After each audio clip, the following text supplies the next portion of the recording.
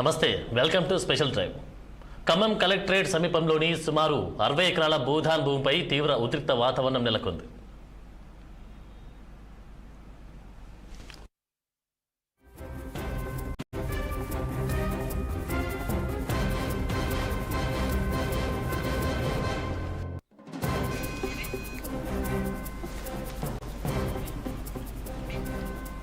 Velugumatla survey నెంబర్లు 146, 147, 148లో ఉన్న 62 ఎకరాల భూమిలో 2014 నుంచి దాదాపు 18 ఎకరాల్లో 600 కుటుంబాలు ఇళ్లను నిర్మించుకొని నివాసం ఉంటున్నట్లు బాధితులు చెబుతున్నారు. తాము నిర్మించుకున్న ఇళ్లకు పట్టాలు ఇవ్వాలని సంవత్సరాలుగా అధికారుల చుట్టూ తిరుగుతూ ఉన్నప్పటికీ స్పందన లేదని వాపోతున్నారు. అదే భూమి పక్కన రియల్ ఎస్టేట్ వ్యాపారాలు కొనసాగిస్తూ ఉండగా కబ్జాదారులకు కొంతమంది అధికారులు సహకరిస్తున్నారని భూధాన్ బాధితులు ఆరోపిస్తున్నారు.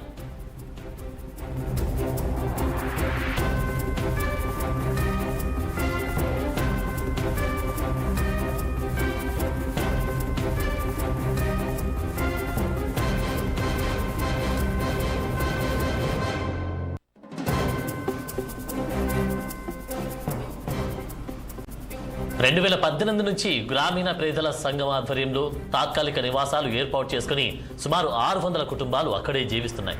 అయితే ఆ భూములు భూధాన్ కిందివని, వాటిపై ఎవరికి హక్కులు లేవని అధికారులు నిర్మాణాలు కూల్చివేస్తున్నారు.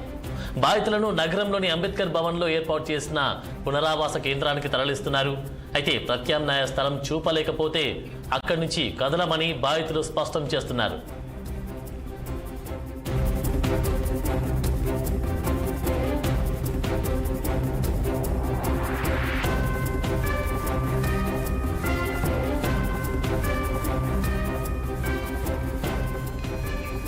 భూధాన్ భూముల బాధితులు వైరా రోడ్డుపై బైఠాయించి నిరసనకు వెళ్తూ ఉండగా పోలీసులు అడ్డుకున్నారు.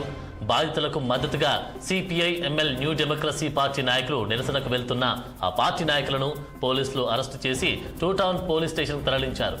భూధాన్ భూములపై హక్కుల అంశం, పునరావాసంపై స్పష్టత లేకపోవడం, రియల్ ఎస్టేట్ ఆరోపణల మధ్య ఖమ్మంలో పరిస్థితి ఉద్రిక్తంగా మారింది.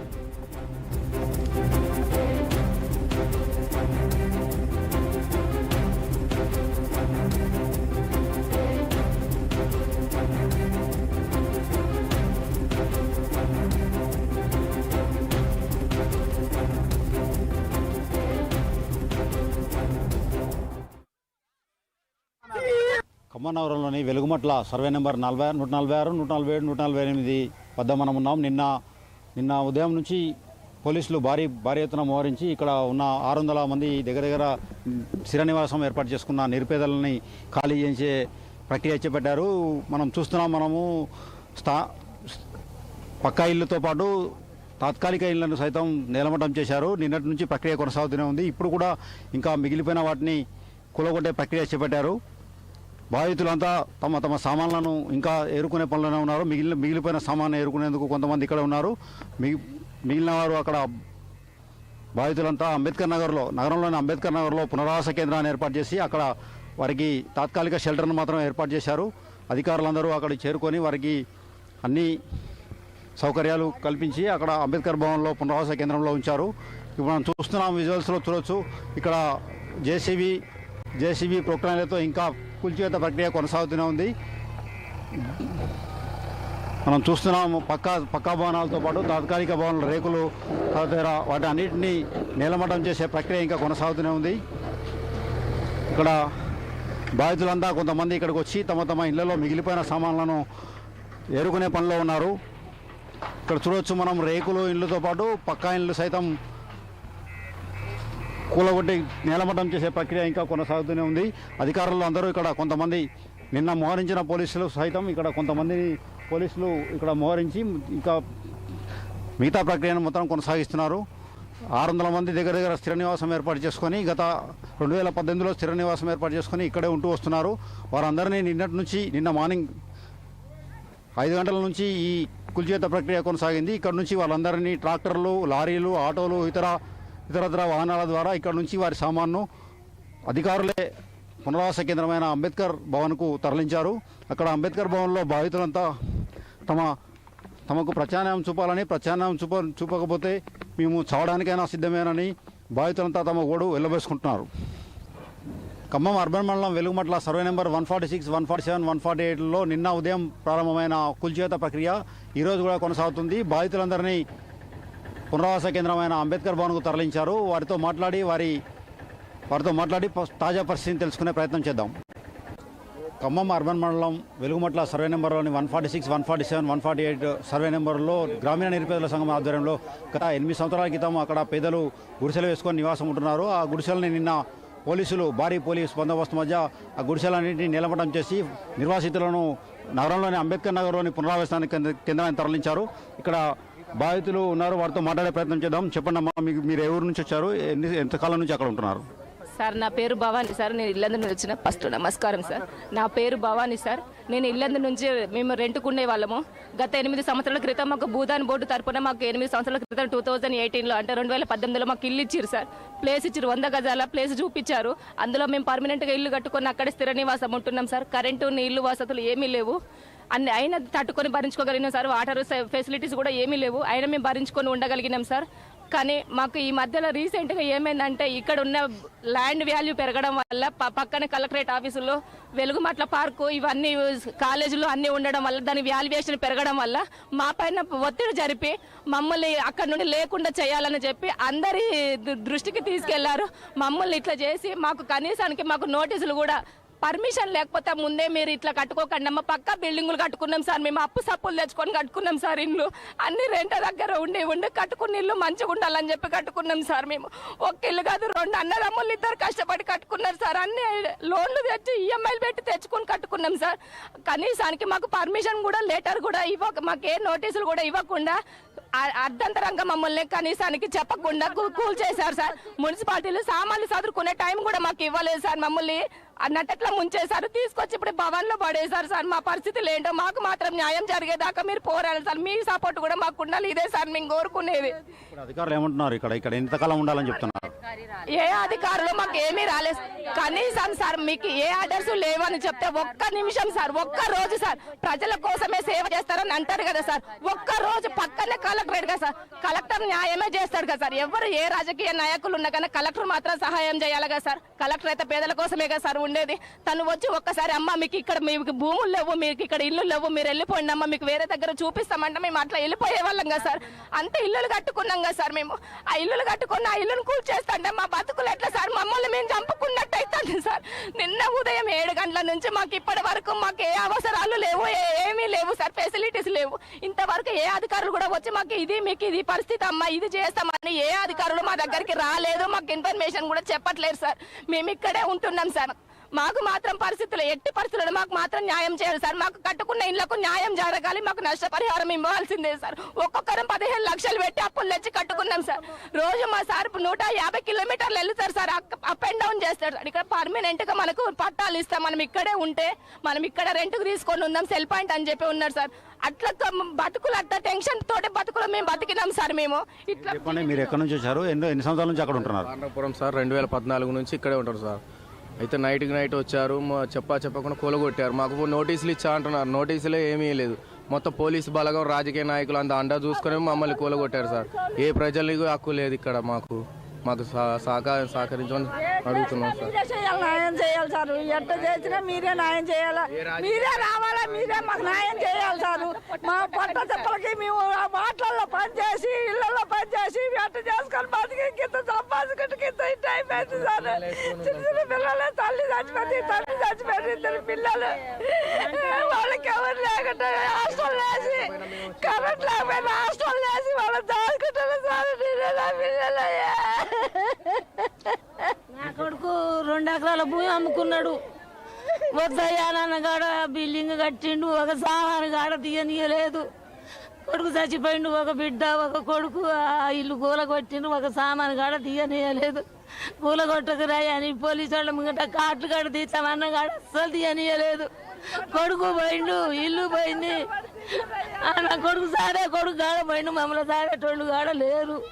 ఎటు పోవాలా ఏమో ఏం చేసినాక మీ చేతుల్లోనే ఉంది మా హౌస్ మొత్తం కాదు. చెప్పండి అమ్మా, ఎన్ని సంవత్సరాల నుంచి అక్కడ ఉంటున్నారు? మేము 9-10 సంవత్సరాల నుంచి ఉంటున్నాం సార్ అక్కడ.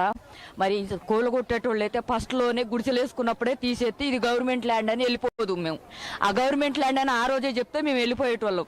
10 సంవత్సరాల నుంచి ఇప్పుడు అది అక్కడ ఏమి చేయట్లేదు కాబట్టి మేమేం చేసినాం, ఈ బోవులే ఈ పట్టాలు చేస్తారు మనకని ఎక్కడో అక్కడ ఇక్కడ తీసుకొచ్చుకొని మేము మా ఎవరికి దోచినట్టు వాళ్ళు కట్టుకున్నాం ఇండ్లు. ఇప్పుడు అవి తీసేస్తే మేము ఎడిపోవాలి సార్, మాకు చెప్పండి. మీరు అధికారులే ఇట్లా చేస్తే మరి అదేదో ఫస్ట్లోనే కూల్చేస్తే మేము వెళ్ళిపోదు. అట్లా చేయలేదు కదా, అందుకని ఎవరికి దోచినట్టు వాళ్ళు కట్టుకొని ఉన్నాం. ఇవాళ తీసేస్తే మేము ఎడిపోవాలి సార్, మరి చెప్పండి. వచ్చారమ్మా ఇక్కడ ఎన్ని సంవత్సరాల క్రితం అక్కడ గుడిసెలు వేశారు? అవుతుంది మేము ఉండబట్టి. తమ్ముడు వాళ్ళు మేము ఇన్నే ఉంటాము. మా హస్బెండ్ లేడు, 2 పిల్లలు. సప్పో తెచ్చి పిల్లలకి ఫ్యూచర్ ఇప్పుడు మాకన్నా లేదు, పిల్లలకన్నా మంచిగా ఉంటారు అనేసి చేసుకున్నాం. కనీసం సామాన్ జరుపుకునే టైము ఇవ్వలేదు, కనీసం వాళ్ళు వచ్చే టైము చెప్పలేదు, ఏదీ లేదు. 8-9 साल से रहते हैं, गुट्टा पूरा साफ कर लिया हम लोग। हाथ पैर टूटे तो भी उसमें रहे, देते देते बोल को बोले, अब तक दिए नहीं, क्या नहीं, कुछ भी नहीं। घर में सामान पूरा पुलिस वाले आको दौर्जन्य कर को सब भी खींच ले गए। आदमी को बकरियां खींचे, सबका खींच को डाले व्याना में डाले, ट्रीटमेंट करते तो माला को बीपी डाउन होती है, ऐसा वैसा बोल को सब खींच को जल्दी जल्दी सामान निकालने भी मौका नहीं दिया हमारे लोगों को। लोग सामान नहीं निकालने दिया, कुछ भी नहीं, जल्दी जल्दी ढकल दिए हमारे लोगों को। हमारे को इंसाफ होना, हमारे को हरा होना हमारे। మీరు ఎప్పటి నుంచి ఉంటున్నారమ్మా? మేము ఉండబట్టికి 2014లో అది ఆర్డర్ వచ్చిందండి భూదాన భూమి నుంచి. మాకు వచ్చినాక 2016 నుంచో ఏమో ఇట్లా 2014 నుంచో మేము అక్కడ ఉంటున్నాం. ఉండి ఏం చేసినాం, కొంచెం మామూలుగా గుడిసెలు వేసుకున్నాం. ఫస్ట్ రేకులు వేసుకొని ఉన్నాం. ఉన్నాక ఇంకా మనకు అన్ని ఆర్డర్లు వచ్చినాయి, మనకు అంతా ఉంది, ప్రూఫ్స్ ఉన్నాయి. ఇల్లులు కట్టుకోండి అని చెప్పారు, ఇల్లులు కట్టుకున్నాం. ఇల్లులు కట్టుకున్నప్పుడు ఆ రోజు ప్రభుత్వం ఆ రోజే చెప్పాలిగా, మీది కాదమ్మా ఈ భూమి, భూదాన భూమి అంటారు. భూదాన భూమి కూడా గవర్నమెంట్కి సంబంధించింది, మీది కాదు ఇది. మీది కాదన్నప్పుడు మీరు పక్కకు పోండి. ఆ రోజు తొలగితే ఇప్పుడు ఇన్ని లక్షలు పెట్టి ఇల్లులు కట్టినాం, ఎవరు నష్టపోవాలా? మేమేగా నష్టపోయేది. మరి ఏదన్నా మాకు ఆధారం చూపించి మీరు ఫలాని కాడికి పోండి అమ్మా, మిమ్మల్ని షిఫ్ట్ చేస్తున్నాం, ఇది స్వాధీనం చేసుకుంటున్నాం గవర్నమెంట్ వాళ్ళని చెప్పితే మేము వెళ్ళిపోతాం కదా. మాకు ఏది చెప్పకుండా ఎమర్జెన్సీకి వచ్చి తీసి మున్సిపాలిటీ వాళ్ళతో మొత్తం తీపిచ్చేసి బయటకు వేసారు. ఇప్పుడు మా పరిస్థితి ఏంది? మేము ఎక్కడికి వెళ్ళాం, మేము ఈ భవనంలోనే ఉంటాం. సచ్చిన మమ్మల్ని అలా చంపండి, మేము ఏడేపడి ఉంటాం, మాకు ఏ దిక్కు లేదు. పిల్లలు హైదరాబాద్లో కూలి పని చేసి కష్టపడితే ఇల్లు కట్టిన నిలబడి నేను, నా మొగుడికి ఏమి చేత కాదు పని, నా పిల్లలు చేస్తేనే బతికినాం మేము. ఇవాళ మేము పోయి రోడ్డు మీద పడితే ఎవరు దిక్కు? నాకు ఎవరు దిక్కు? ఎవరు ఉంటారండి? ఎవరు ఉండరుగా. మేము ఒకరోజు శ్రీనివాస్ రెడ్డిని కూడా కలిసినాం పోయి, ఏంటండి రెడ్డి గారు మాకు కరెంట్ ఇవ్వండి, నీళ్ళు ఇవ్వండి అంటే, ఆడబడితే ఆడ వేసుకుంటారు అమ్మ, పేదవాళ్ళు ఇట్లా భూములు ఉంటే ఆడ వేసుకుంటారు అంటే ఏం మాట్లాడలేదు. సర్లే ఓట్లు అయినపోయినాక మాట్లాడదాం అంటే ఇంకేం మాట్లాడలేదు శ్రీనివాస్ రెడ్డి గారు. మరి స్పందించి మరి ఇట్లా సంగతమ్మా, ఇది మీ భూమి కాదు, మీరు వెళ్ళిపోండి అమ్మా అని మాకు మంచిగా చెప్పాలిగా. ఇప్పుడు అంత సామాన్ అంతా ఆగమైపోయాయి, ఇల్లు ఆగమైపోయాయి, మడుదులు ఆగమైపోతాయి. ఎవరు ఆదుకుంటారు ఇప్పుడు? మమ్మల్ని ఆదుకోండి మరిగా. మాకు ఏదైనా చూపించండి ఆధారం చూపించిందాక ఈ భవనంలోనే ఉంటాం మేము, ఎటు పోము, మేము ఏడనే ఉంటాం. ఎన్నాళ్ళు సాగుతాం మమ్మల్ని గవర్నమెంట్. భూదాన్ భూముల బాధితులు వైరా రోడ్డుపై బైఠాయించి నిరసనకు వెళ్తూ ఉండగా పోలీసులు అడ్డుకున్నారు. బాధితులకు మద్దతుగా సిపిఐఎంఎల్ న్యూ డెమోక్రసీ పార్టీ నాయకులు నిరసనకు వెళ్తున్న ఆ పార్టీ నాయకులను పోలీసులు అరెస్టు చేసి 2 టౌన్ పోలీస్ స్టేషన్కు తరలించారు. భూదాన్ భూములపై హక్కుల అంశం, పునరావాసంపై స్పష్టత లేకపోవడం, రియల్ ఎస్టేట్ ఆరోపణల మధ్య ఖమ్మంలో పరిస్థితి ఉద్రిక్తంగా మారింది.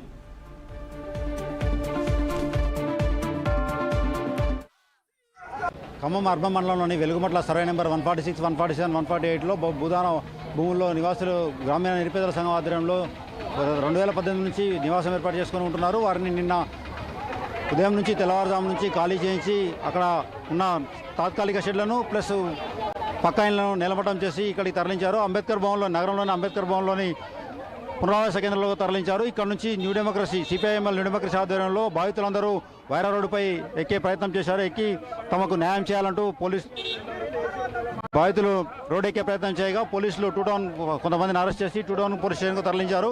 మిగిలిన వారిని కూడా రోడ్డుపై ఎక్కకుండా నివారించే ప్రయత్నం చేస్తున్నారు. ఈ క్రమంలో బాధితులు తమకు న్యాయం చేయాలంటూ కాంగ్రెస్ ప్రభుత్వం వస్తే మాకు న్యాయం జరుగుతుందని, మేము అందరం కాంగ్రెస్కే ఓట్లేసామని, ఆయన మమ్మల్ని ఇబ్బందులకు గురి చేస్తూ మా నివాసాలను స్థిర నివాసం ఏర్పాటు చేసుకొని 10 ఏళ్ల నుంచి అక్కడే ఉంటున్నామని వారిని అక్కడి నుంచి తరలించి చాలా ఇబ్బందులకు గురి చేస్తున్నారని ఆరోపిస్తూ సిపిఐఎంఎల్ న్యూ డెమోక్రసీ ఆధ్వర్యంలో వైరా రోడ్డుపై బైఠాయించి నిరసన తెలిపే ప్రయత్నం చేస్తున్నారు. వీరందరినీ పోలీస్ స్టేషన్కు తరలించి అరెస్ట్ చేసి పోలీస్ స్టేషన్కు తరలిస్తున్నారు.